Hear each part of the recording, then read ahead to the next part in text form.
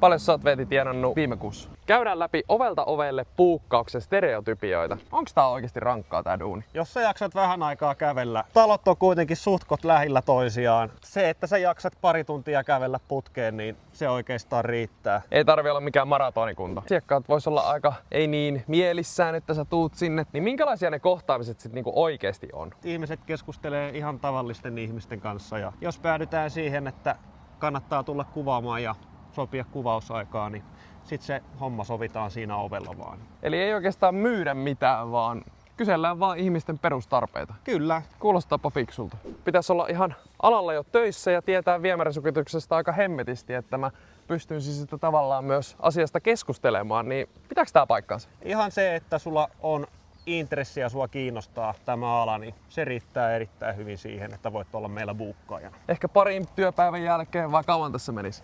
Kyllä me saadaan päivässä 2 kerrottua kaikki tarpeellinen tieto. Ja ansaintamallikin toimii silleen, että sä itse pystyt vaikuttaa siihen, että kuinka paljon sä tienaat. Pikku pohjapalkkaa ja sitten provisiomallinen palkkausjärjestelmä. Paljon sä oot Veeti tienannut viime kuussa? Tarpeeksi.